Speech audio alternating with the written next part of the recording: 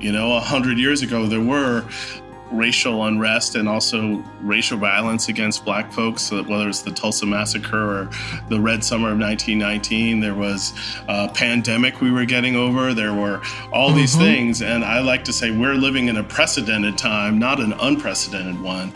And how do we understand that? And being at the museum or writing histories, which I've done both in poetry and in nonfiction, are ways of trying to understand that. We often hear about gatekeepers these days, people in positions of power who determine what we see and hear and how we understand our world. I'm Helga Davis, and welcome to my show of conversations with extraordinary people. My guest today is the poet Kevin Young, and he holds dual gatekeeping roles as both the director of the Smithsonian's National Museum of African American History and Culture, as well as the poetry editor for the New Yorker magazine. I was so pleased to meet him and to hear how he holds these responsibilities and likens reading a poem to entering into a museum. He also shares his belief in the power of unexpected transformations, which songs have brought him comfort, and how it's always easiest to write about the place you just left.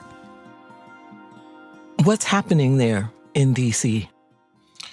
Well, I'm at the museum, which is always nice, and staring at the Washington Monument as we speak. D.C. is a little quiet, but we just had a hip-hop block party that was really successful. The first we'll do, and it looks like we'll need to do another. It was so successful. So, it's been a busy time, but also it's a little quieter than usual. We don't have a ton of programming in August. And me personally, I've just been writing, trying to work on some new things and run this museum. Well, I guess I was thinking about you in part, too, as a person running that particular museum and what it is for you to run it and to hold all that history at the same time that you have a hip-hop block party. Well, I think what was amazing about the hip-hop block party is it was really about history. It was a moment to commemorate the anniversary of hip-hop, which is, by its official measure, going to be 50 next year. But also hip-hop, of course, is made up of these other musics that tell a story of history. So, we heard old school hip hop, but we also heard the funk that old school hip hop sampled and came from. We heard disco music. We heard the range of musics that lead up to hip hop. And of course, hip hop's always been in the museum. We have some wonderful stuff from Public Enemy and Chuck D, including the boombox, some banners from shows. But we also have flyers from everyday folks. And I think that's what's really interesting is the way that hip hop was a groundswell. It was a music that people had block parties for and, it stole power from lampposts, let's say borrowed. Yes. We had to do much the same for this block party. So it was really special to kind of come full circle. Do you find that those audiences too really see verses and hip hop as poetry? Do they make that connection, or is it really part of the music? I think that while I love the poetic qualities of hip hop, I think poetry is a slightly different art. I tend to think of poetry as having the music in it. And hip-hop, of course, you can have instrumental hip-hop. And of course, in some ways, that's how hip-hop started, is with the breaks and those moments in between the music. It isn't just rapping, but it's also DJing, which we saw a lot of at the block party. Breakdancing, which we didn't see enough of, in my opinion. I was threatening to get out there. And graffiti, of course, and that kind of tradition. Those are the kind of four iconic parts of hip-hop. But, to me, the powerful thing is the culture. It isn't just one rapper or one moment or one song or even poetry. It's that culture that hip-hop captured, which I think still is going on.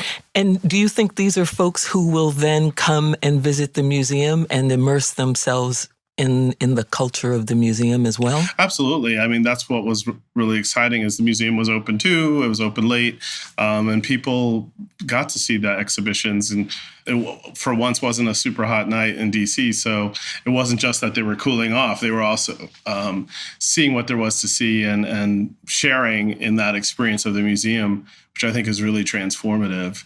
You might come in wanting to see X, but you emerge with Y, or maybe it's A through Z. And I think that's what's really powerful about it is we go from understanding the origins of slavery and freedom and the rebellions that the enslaved undertook, all the way to sort of the rebellious nature of something like hip hop, or the comforting sounds of gospel music, or the mothership from Parliament Funkadelic. All that's in the museum, and it helps us understand the variety, the depth, but the continuity and context of Black culture. You know, I think about also the use of the vernacular in your work, and I see it as both a tool to reach people for whom poetry may be considered less accessible, but also a way to educate people who may not be as familiar with a Black way of speaking, if you want to say that, or a people of color way of speaking.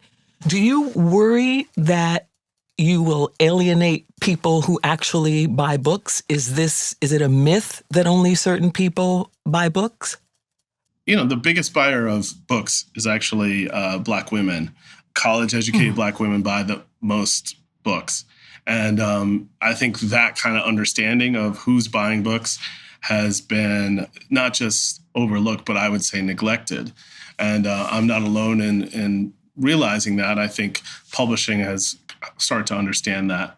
But I think your broader question is about what does Black talk, what does African-American vernacular English do? And I would say that, you know, it isn't that people aren't familiar with it. It's almost that people sometimes don't understand that certain phrases, parts of language come from African-American culture, and they take it for granted almost. And so there's a way in which my understanding is of that kind of, how do you capture that inner language? You know, how does a poem capture how people feel and express themselves? There is a difference between isn't and ain't. It's not one is proper or not. It's that one might say, you know, that ain't true. It's a little different, you know, and so there is a kind of quality that I'm trying to capture in my own writing, which is the speech I heard, hear, think about, dream in growing up, and those kind of mix of languages. Because, you know, I also, my family is from Louisiana, and one part of them is from Southern Louisiana. So my grandparents spoke French, and that helped me understand, which I didn't really know because people didn't talk about that much then. And I remember one day coming out in Louisiana, and my grandparents were speaking to an older woman in the yard, and I was like, what are they saying? I didn't know that they were speaking French. And so I think there's always a kind of secret other language. And so vernacular is both a way of sharing experience and talking about it, but it also has a kind of quality of code to it.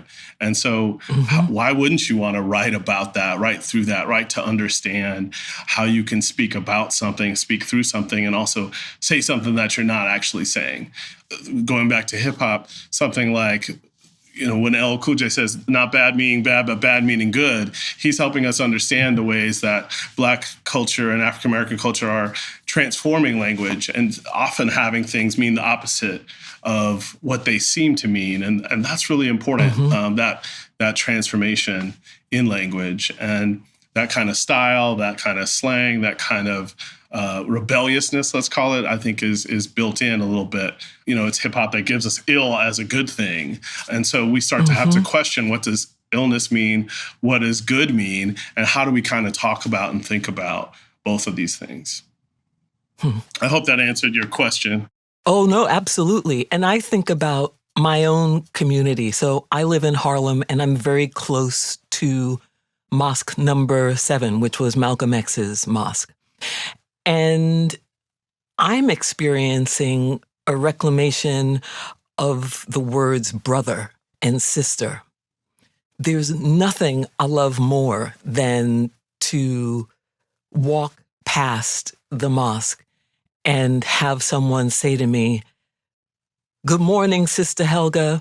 And that feels really, really important, because there was a time when if someone was calling you brother or sister, they wanted money or they wanted something else from you, and that the brother and sister was a means to an end. It was a transactional way of trying to include someone in a conversation. But I feel that this way of brother and sister now, or I'll pass someone in the street and I'll say, "Sister, you're looking beautiful today." And to hear that person say back to me, "Yes, sister, thank you," is it's a beautiful thing. And so, considering the importance of words to you and naming, have you experienced any shift in the communities that you participate in? Well, I think there's always been those words of kinship and connection. Even if something like cuz, short for cousin, was kind of popular when I was younger. But even before that, of course, was brother and sister. And I still love that formulation. I often use it myself. And I think of that Black arts, brother and sister, and someone like Sister Sonia Sanchez, one of my heroes, the poet, the dramatist, the thinker, who really helps think about that sense of community. And when she speaks, everyone's brother or sister, and she's really connecting with people. And I think it's a way of honoring that connection. For me, in the museum, say, I think of it much like in a poem. You enter the museum not quite as a stranger. You're trying to connect. You're part of the circle once you enter. And I think the same thing with a poem. The poem requires you to enter and be part of it. It's not complete until you give it breath and life. And I feel that way about the museum. The people, it was built over a century. It took people petitioning and trying. And the first attempts were in 1915 by veterans of the Civil War, 50 years after the war ended, and trying to say, hey, there needs to be a monument on the mall to African Americans.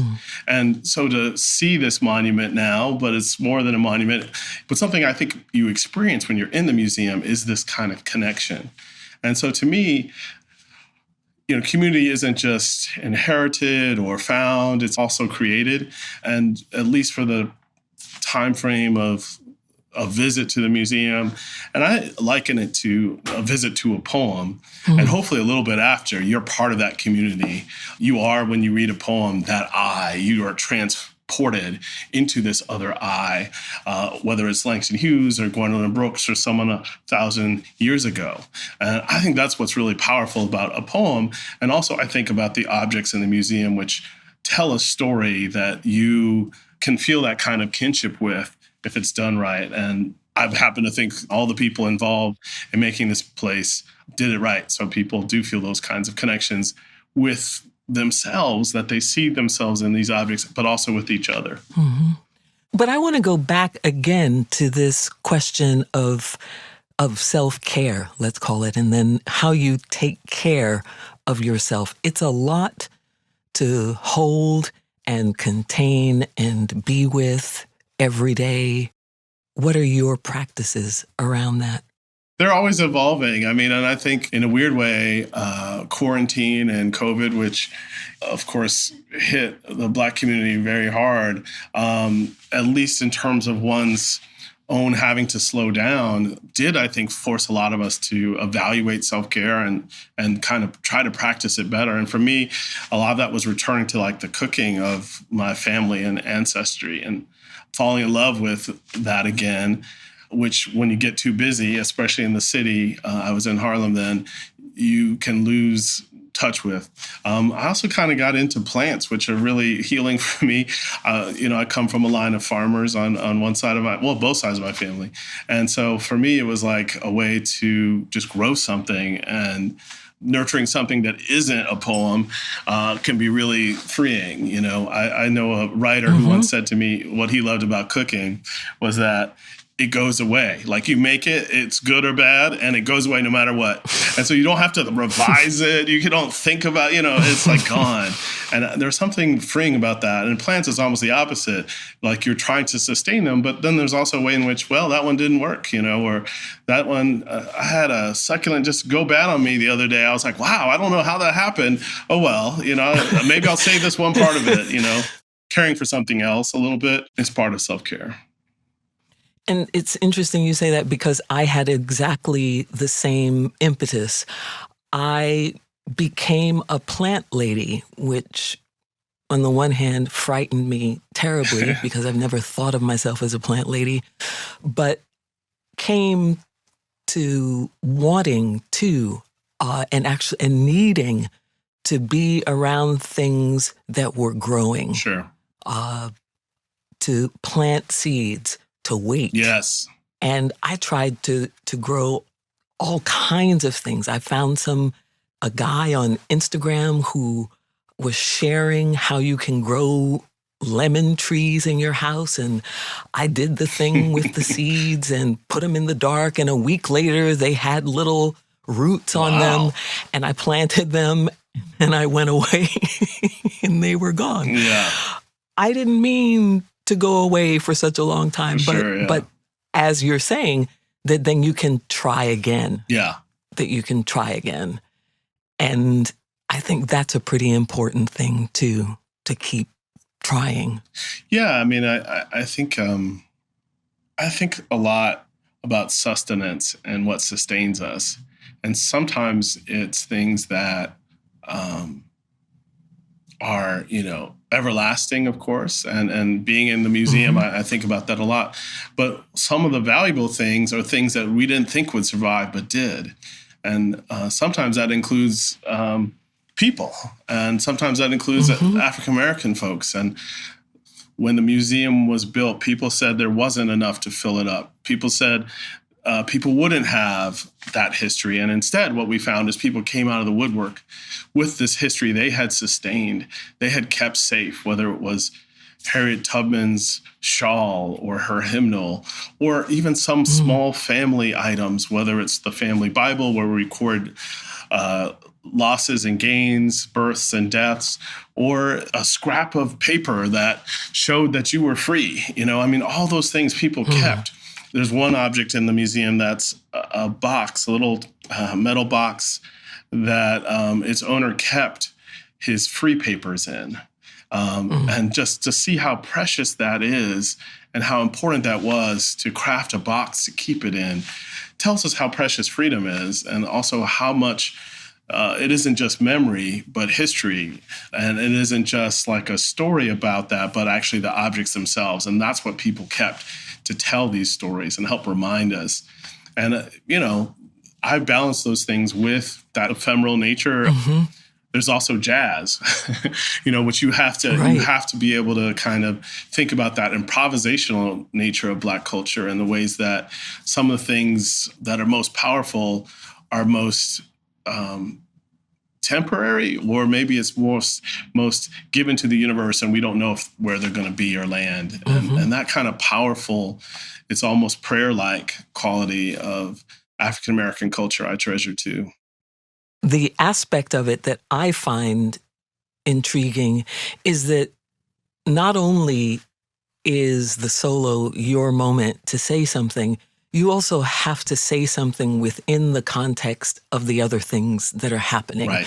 So you say something as you're listening to everything else that's going on.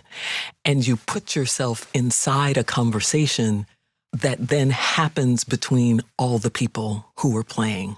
Well, right. And that's a great metaphor for tradition to me. You're part of this conversation. You have to participate, but you got to bring your own thing as well. You have to bring excellence and also innovation and uniqueness. There's not always aspects of culture where being unique and different, sounding different, say, are treasured. But, sometimes it's like you're supposed to sound exactly like the other thing. And I think jazz and improvisation, those aspects of Black culture are so powerful. I was just watching something about Mary Lou Williams this morning. I was really struck by her constant innovation, not just her arranging and her piano, and as the documentary talks about, her mix of stride piano and boogie woogie, but also the way she could adapt to bebop, 20 years later and try to capture the new sounds that were happening. And that's really inspirational to be able to change and improvise, not just on the bandstand, but over time. And I think that's really important too, because I think about history a lot in that way and how history changes, but also connects us to now and to the future. How do we adapt and how do we continue? But you have to also understand that ongoing conversation, as you put it. Yeah. There's an interview I was listening to recently with a man called David Kelly. He's the CEO of a company called IDEO, and he helped develop the mouse and the occupied sign in the bathroom on planes. And he speaks about including all of the voices in his company when it comes to developing a product, a new product. They use the best idea. Sure. And if the receptionist has that best idea, they go with it. And I'm wondering if in the spaces that you occupy, the museum, magazines, publishing, do you find this to be true, this kind of inclusiveness? And what does it mean to have different voices? Well, one thing I've been thinking a lot about is living history and the ways that history is something that lives in us and we live in it. It's happening now as we speak, and especially how do you capture now? How do you talk about now? And I think it becomes all the more important in the case of a museum like ours to help understand the current moment. And with the twin pandemics of COVID and racism coming to the fore, people understanding more about those things and often the ways those are connected, it becomes imperative to be able to talk about that. And you need all those voices you mentioned. Case in point, we did a show that opened in 2021 that tried to talk about 2020 and the largest mass movement and protests in history, and the ways that those moments after George Floyd's murder, but also after Breonna Taylor's death, were galvanizing for folks. And, we happen to have the portrait of Breonna Taylor by Amy Sherald, and we created a show around it that thinks about these kinds of questions and the current moment. It's such a beautiful, transformative portrait that she commissioned a Black woman designer to design the dress for her and to create this portrait that was, I think, a statement about life and Breonna Taylor's life specifically. And it's been really transformative to have it in the museum. One of the ways it transformed is we reoriented the galleries quite literally. You enter a new door, or it's a door that's always been there, but that we used to not enter through. And that was because the security guard said, hey, you can enter through this door instead of the other one. And so, it is something you have to listen to different voices and hear. And one of the things that I think that show, Reckoning, captures are the different voices, the voices of protest in 2020, but also 100 years of African-American art history, African-American history, everything from the little flag by Jean-Michel Basquiat that he made and carried around in his pocket, just postcard size, because it was so important to him, to the African-American flag that David Hammons made in 1990. Yeah. And one of 5 of those we recently acquired, and it's up for viewing. And I think I just am always struck by the ways that the inclusion has to also include the audiences. And for us, the audience that came to the museum, something like 40% of the visitors to the museum when it opened had never been to a museum before. And I think the museum world has to think about what that means. If you build it, they will come, but you have to continue to honor that living history and that long history that often was excluded by institutions that were meant to be inclusive but really weren't. You were born in Lincoln, Nebraska. Yes. How long were you there? I think 6 months. Oh, okay. Maybe 9. I don't know. So it's not part really of your consciously living Well, it depends. history. Are you trying to do my horoscope? Is that what's happening right now? You're trying to get my parallel. What time were you born is next. I know you're trying to get me on my Scorpio-ness.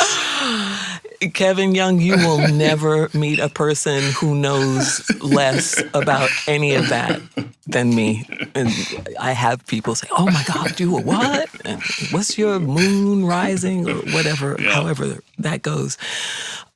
So I don't imagine then that had a huge influence on your writing. But what are some of the places you were living life after that had big influences on the way you see the world and on the way you write? Well, definitely having 2 parents from Louisiana shaped my writing. It's where we would go. It's where my parents would say, "Oh, we're going home," or "I'm going to go home. Let's go." Home was and still is Louisiana. Though I didn't grow up there, we would spend extended times there in the holidays or in the summer. And it's still my home place in that way. Mm-hmm. My grandmother just turned 99, which is such a blessing. And to have that, to go be able to celebrate with, my dozens of cousins and, I think it was 5 generations of folks there celebrating her and what she made possible. So to me, that's the rootedness that I write from and about. But there's also, that migratory tradition in African-American culture. And we moved a lot when I was little, lived in Boston and Syracuse, New York, and Chicago for a hot minute. And then we ended up in Kansas. And so that shaped me as much too, I think, the moving, but also the sort of getting used to the peculiarities of place and how you have to learn them. And if you're a new kid, you don't have months to figure out whether they call it soda or pop or just give me a Coke and then they say what kind. I mean, you have to figure that out, right? So to me, it meant that I didn't live anywhere for longer than a few years till I moved to Georgia. And I lived in Georgia between Athens, and then I went away for a little bit and lived in Atlanta, where I taught at Emory for, I think it's 17 years total. So for me, that was, really wonderful to return to a different South, but a South that I wasn't so foreign, and get to make some whole hog barbecue in the backyard and like return to kind of those aspects. So I think all along I've written about place, but it's hard as a writer to write about the place you're sitting in. I think it's almost easier to write about the place you just left, or to write about that feeling. And I used to write a lot on trains or planes, or being like in motion was good for my writing. And now I just want to stay in my one little hidey hole and write. But often it is about distant places and times. So when you were in these transitional spaces, though, so I understand that it's almost easier to write about those places once you've left them. But what were the things that you learned in some of those places? You're saying that you don't have a week or a month or a year to be the new kid and to figure out the traditions of a particular place. So what were some of the things that you were figuring out, and how or did any of those things affect your writing? Well, how long do we have for this program? Because I think I could fill a... We have as long as you want to speak on it. Well, that's how long. I think for me, I learned a lot about customs and what they meant to, say, language, for instance, but also how you have to kind of be yourself in these different places. Though, of course, when you travel now, say, you get an opportunity to try on different parts of yourself, I think, different languages that I think is important.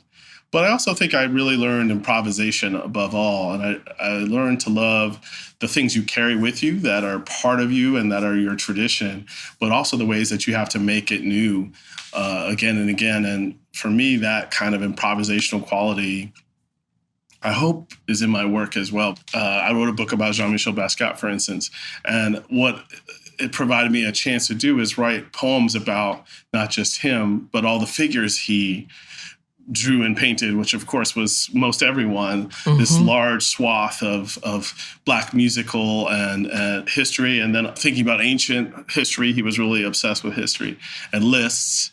But it also gave me a chance to think about them in different ways and try out different voices and get at what I think all art does, which is try to get at some part of the truth through these different lenses. Is there any place, any area in your writing, in your poetry, where you feel words can't quite get at that truth? Where words will inevitably come up short? I mean, I think words often falter us in grief. That's perhaps the most obvious place. It's strange, I think, because grief can be an experience in language, but it often doesn't yield to language or yield language at all. And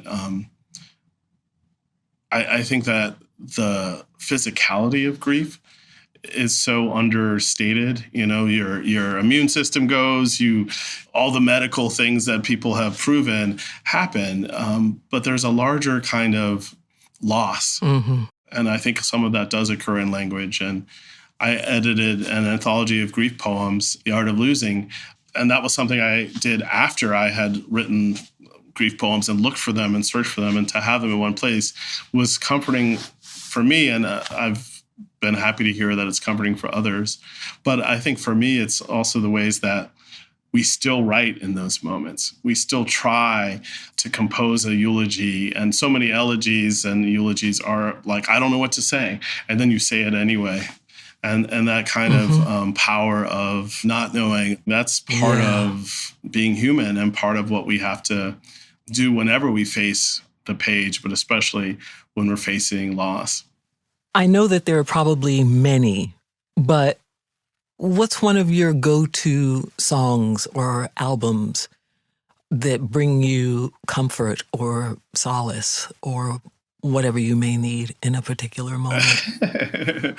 My father was a huge music guy, and my mother too, but my father's records are something I inherited from him, and they are very eclectic, everything from Willie Nelson, who he loved, to tons of blues and soul music. I remember staring at his Earth, Wind, and Fire records as a kid and loving the art, or seeing them, shoeless, but on socks, clearly like on a trampoline or something. But there's no trampoline. Like, where are they? But if I had to pick one, it's probably the Harder They Come soundtrack, which he played approximately 2 million times as a kid. And I still have that vinyl and still play it on vinyl. And, there's nothing that warms a house or changes a house than Cliff's voice. I have my brother's copy of John Coltrane's Love Supreme. Not bad. And I remember putting that on and being 12, or trying to listen to it to understand perhaps what he heard in it. That kinship, I think, of sound and those layers. I mean, that's what art does, is it connects you to it, but also to each other and to one's own past, to the past, to family who are still there. At least for me, when I put that record on, he's still there. I can still feel his presence, which I can, I suppose, in other ways, but it feels even more present. I think my go-to song has also always been Marvin Gaye's I Want You. And there's a version of it on YouTube that's just all the voices and the percussion. And once I go down that rabbit hole, it's a long time. Right. Sure. Coming out of it, because you hear all of his voices, all the ways in which he declared that statement. And it's also always a good one for me because the you can be many people. Sure. It can be myself. It can be my mom. It can be. One of the amazing things about that tradition of blues and soul and gospel and, the tradition, I suppose, is the way that, the I is almost always a we, And when Bessie Smith is singing, people understood her to be talking for them and about them and with them. And I think Marvin Gaye's voice does much the same. I love another great record is something like Jack Johnson by Miles Davis, which is him sort of starting with electric, and I don't remember which of the two. It's just two songs each aside, and I can't remember which one it is that starts with just like a bass for a long time, and you're like, that's still Miles Davis, even though you don't know it yet, you know it somehow. And same thing with like Coltrane in Japan, that amazing record where you hear the bass for a long time, and you're like, okay, this is a bass filtered through Coltrane's composition, if that makes sense, in his eye.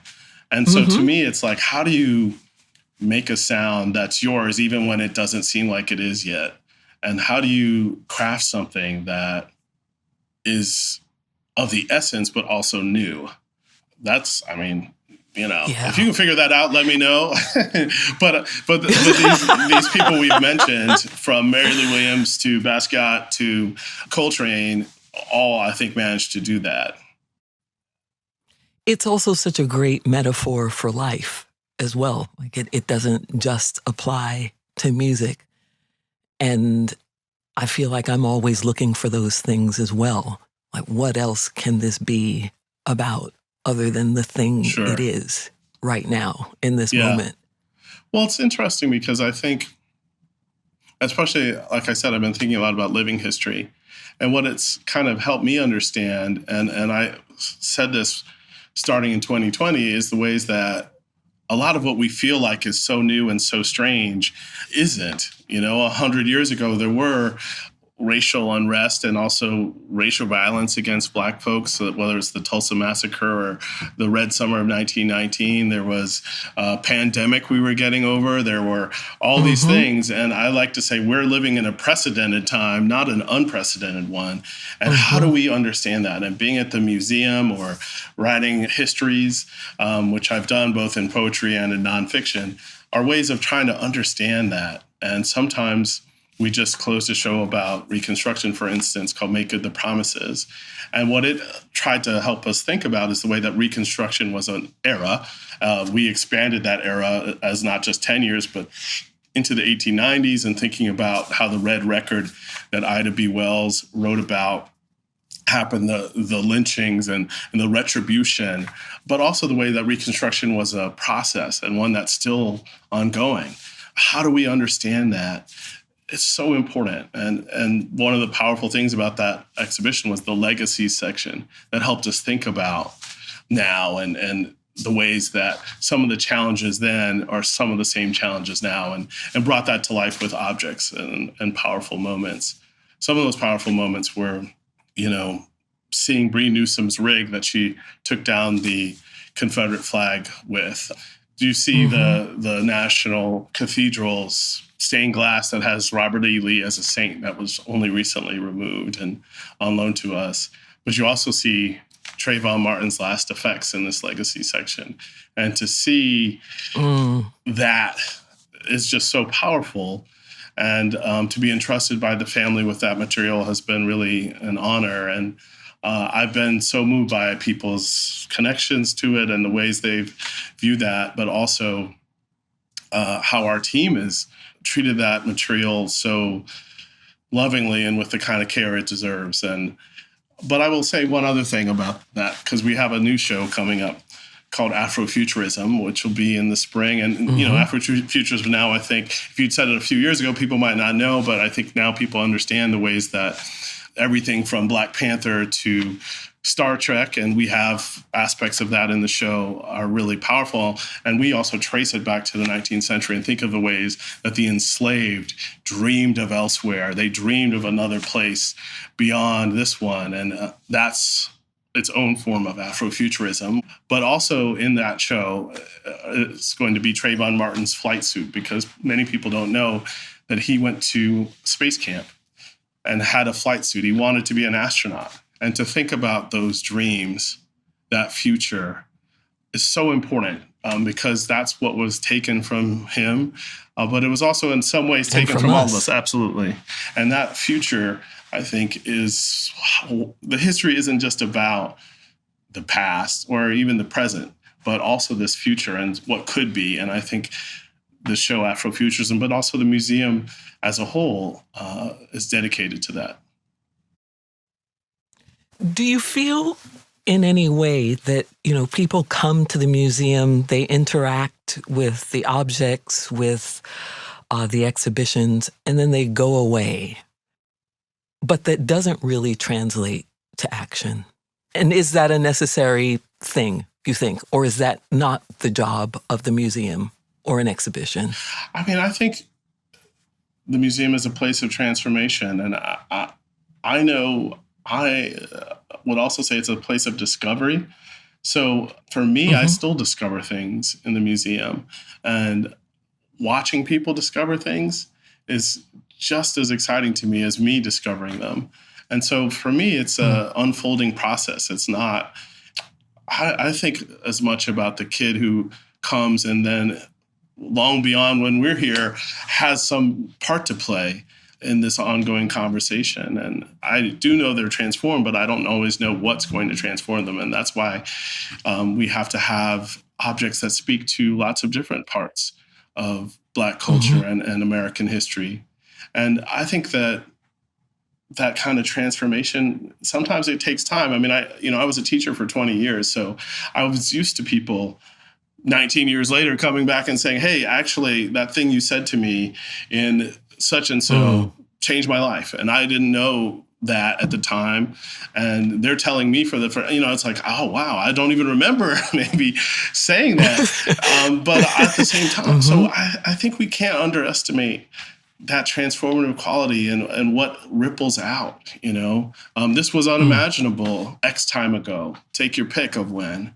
And I think to be in it, it's both a place of discovery and transformation, but also a testament to ancestry, to hard work, to folks like John Lewis helping make it possible. So to me, his spirit, for instance, is one that we have to honor. And it isn't a spirit of, I don't know, or I'm not going to try, It's a spirit of doing, and as he said, good trouble. So I'm empowered and amazed at both the people and stories we tell in the museum, and some of extraordinary people, but also of ordinary people who did extraordinary things, And we aren't a museum only of heroes. We're a museum of history and culture in the ways that everyday folks made those kind of changes. And so I think that larger message, to me, is the answer to your question. It's like everyday people do change history. It isn't by one person. It's by movements and moments and people in communities saying, hey, I'd like it this way, or I'd like to see this, or imagining the kind of future we're talking about.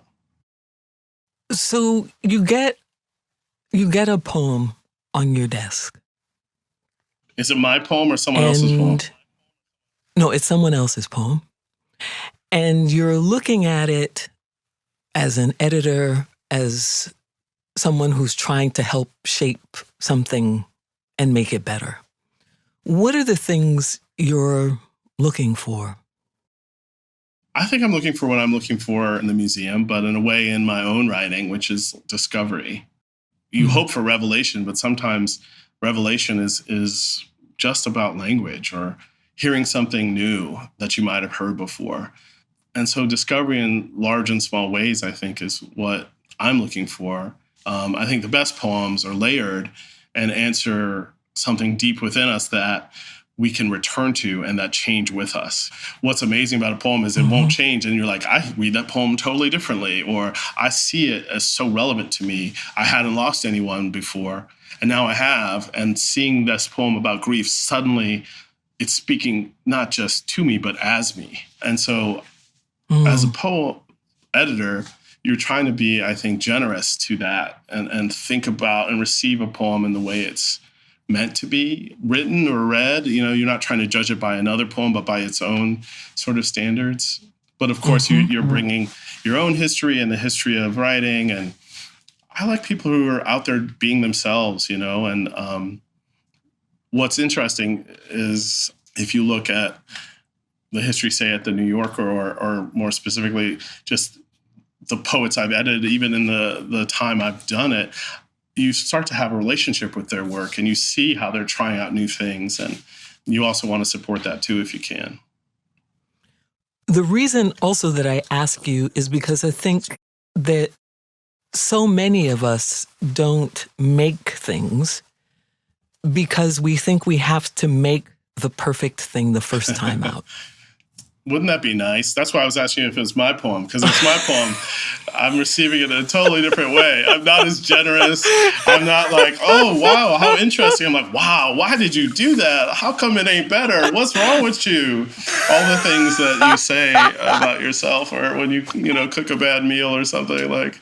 But like I said, the meal goes away. The poem's still staring at you the next day, and it hasn't gotten any better. And I remember when I was writing poems about my father, which, span many books, which is to say, you think you're going to write about the loss of someone once.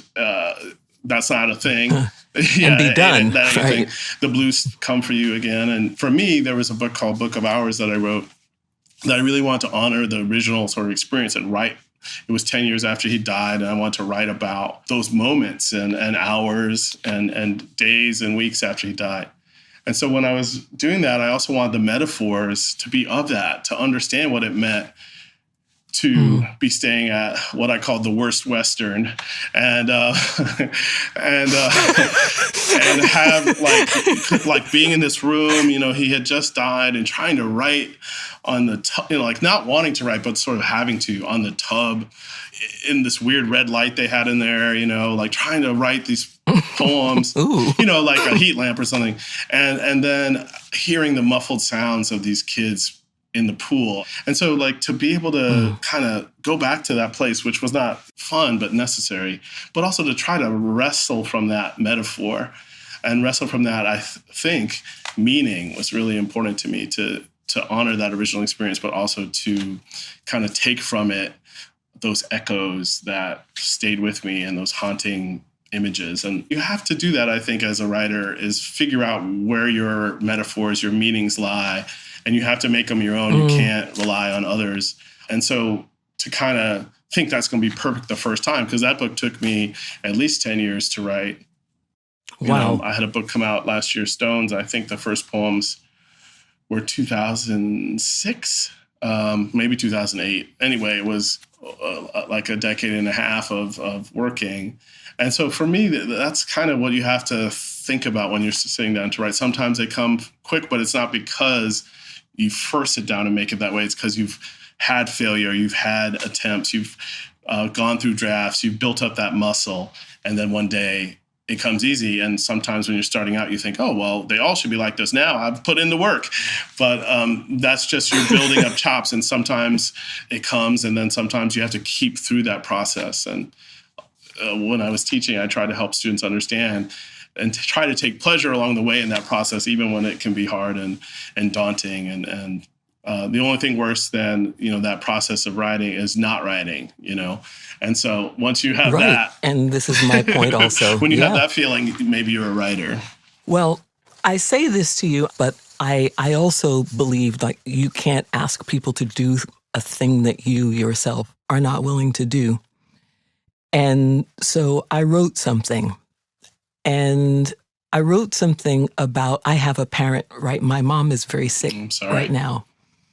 And I am also trying to get to what it is I would like to say, or what I think that, so there are 6 of us, and what it is we're all trying to say or feel in this moment. I had heard this very long version of Bill Withers' I Can't Write Left-Handed. And he said that when he wrote that tune, he was trying to put himself in the place of this soldier he'd met.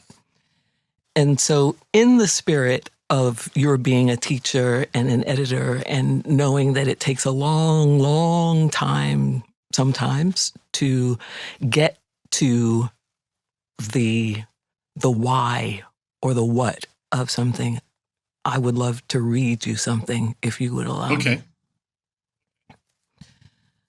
Don't leave me, said the mother to the child. Don't leave me, said the wife to the husband, then later the husband to the wife. Don't leave me, said the couple to their cat. Shouldn't have left me, said the dog to the mangled shoe. Don't leave me, said the brother to the brother, to the brother, to the brother, to the brother, to the mother. Don't leave me, said the daughter to no one.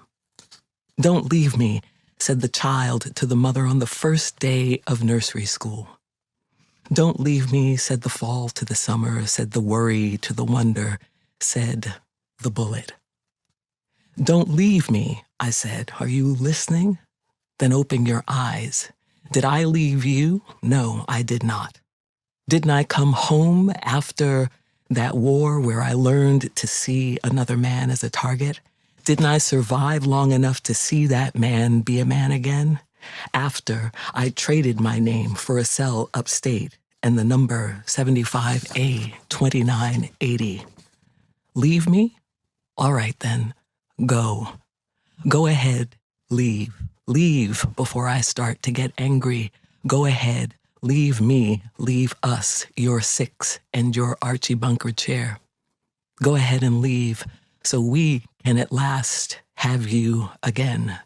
So we can find words to remember you that are you in our mouths again. Thank you for sharing that. So what am I going to do? What's my next step?